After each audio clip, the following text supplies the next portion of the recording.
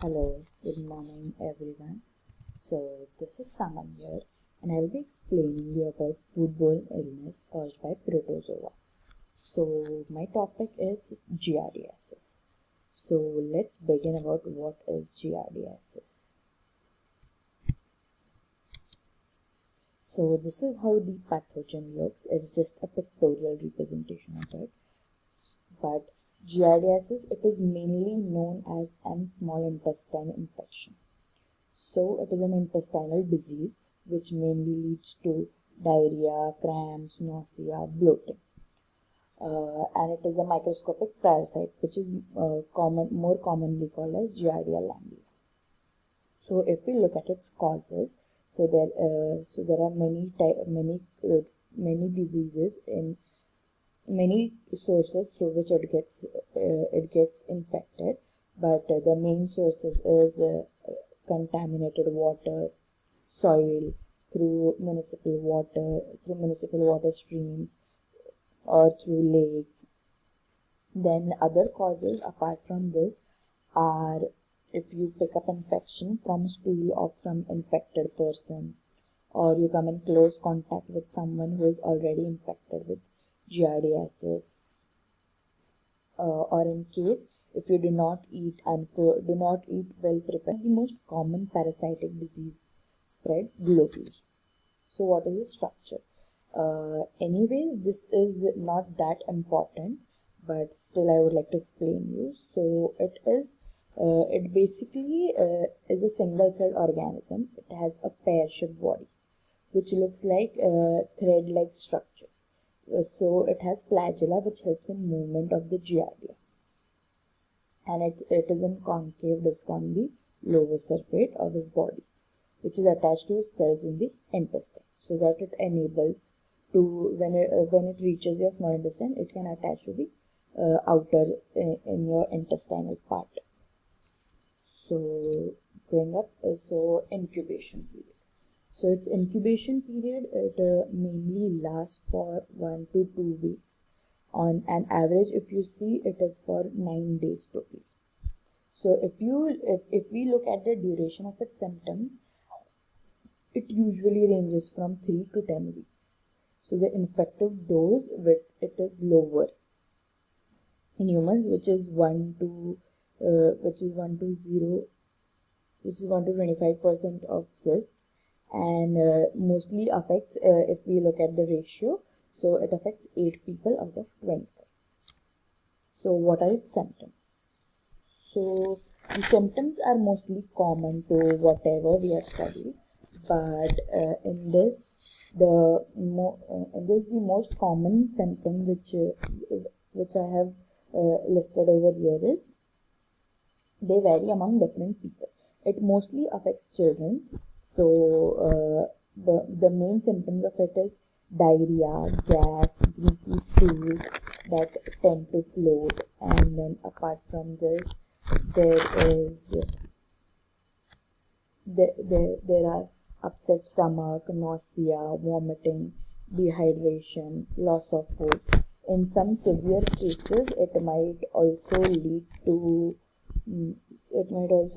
like loss of appetite, or where abdominal pain in navel area, and large amounts of intestinal gas in severe cases.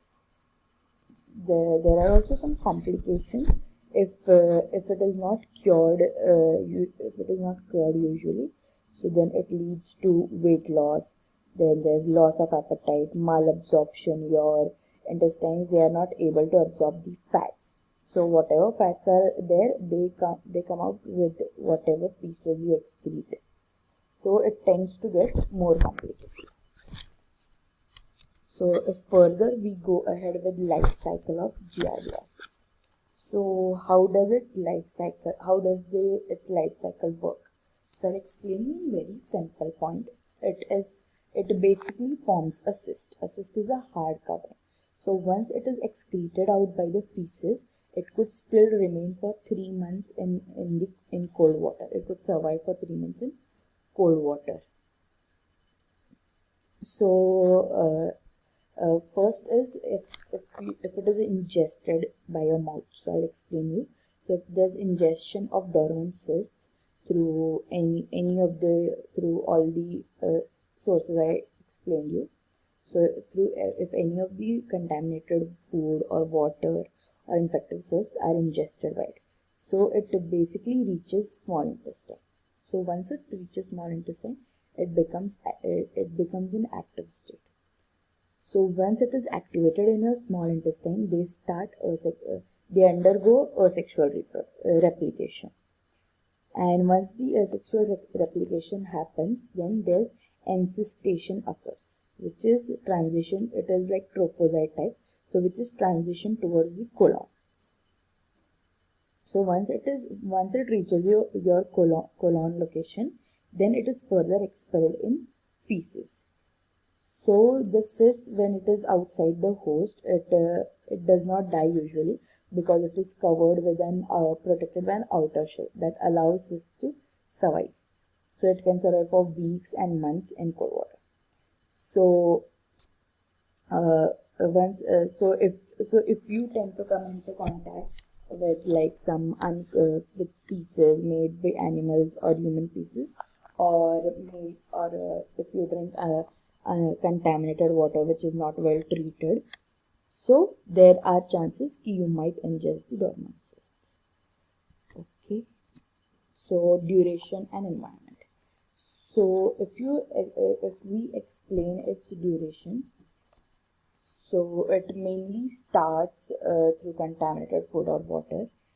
Cysts are resistant forms which are responsible for transmission of giardiasis. So I already explained you it could survive for several months in cold water, usually for 3 months. And it is mostly found in raw water supplies. 80% of cysts could be found in raw water supplies, and it could also be found in 15% of freshwater supplies. And there are chances it is also found in municipal water supplies, which we get in our house, which we get in our homes. Apart from this, if we look, there are many other cysts also which form in lower intestine. But if we look at the treatment, so initially there's no treatment required, but if it becomes severe, then there are certain treatments which are given, such as several drugs can be used as metronidazole, tinidazole, and nitazoxanide. So children and adults who cannot be cured by just using home remedies. So there are also some side effects of these drugs, such as it could cause nausea, metallic taste in mouth, and then floatings and yellow eyes. So apart from this, there are also some alternative medicines which have been found, but usually it is not given to people in case it's not that much approved from the government basis. So if we look at the diagnosis part, so how it is diagnosed. So there are usually lab tests which are suggested. So there is stool analysis done in which they find out the parasites.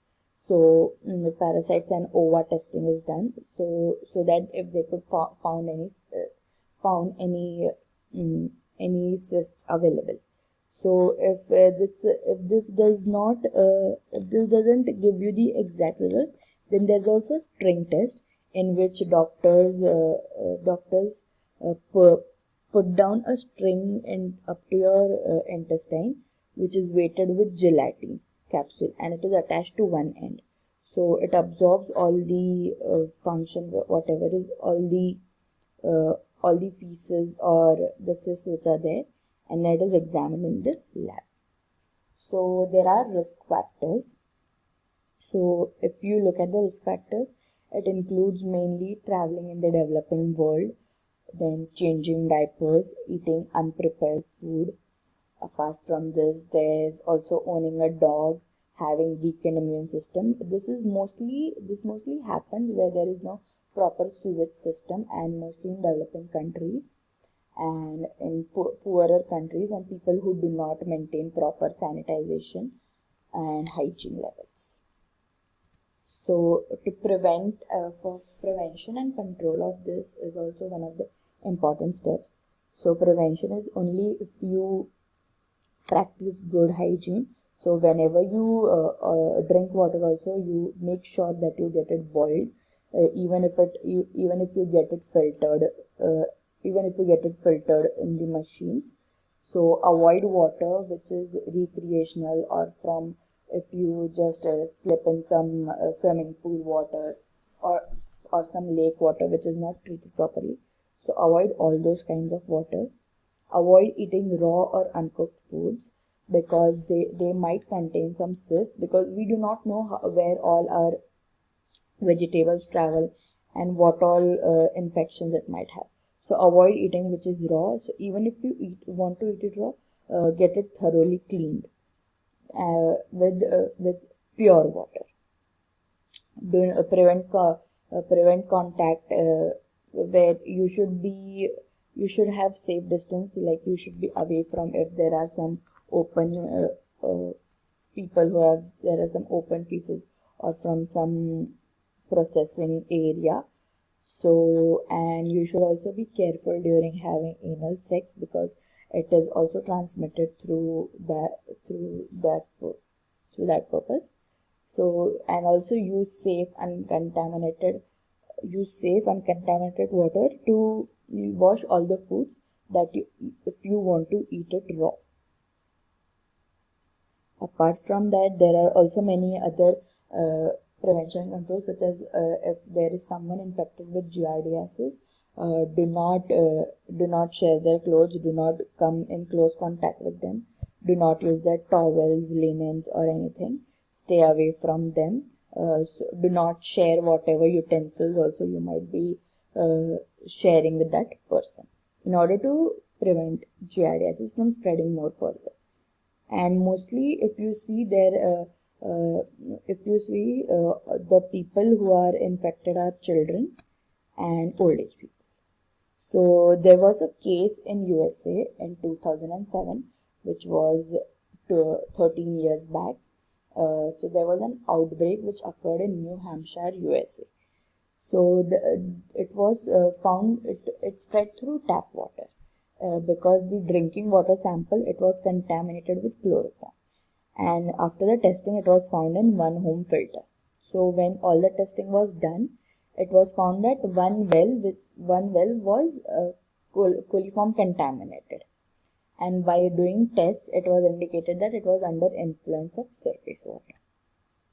So the well was almost located at 12.5-meter height, from a Giardia contaminated brew. Although the genotype was somewhat typically different, but still it was found that. So the local water regulations require well placement at least 15 meters from surface water. So this was the rule which they broke. So this was the largest community outbreak. Almost around 31 persons were infected. 31 persons were infected in USA back 10 years. So it could have been prevented if the adherence to well placement regulations was proper, and if all the regulations would have been followed properly. So there wouldn't have been any outbreak of such. So these are the references, and thank you so much for listening to me and being patient.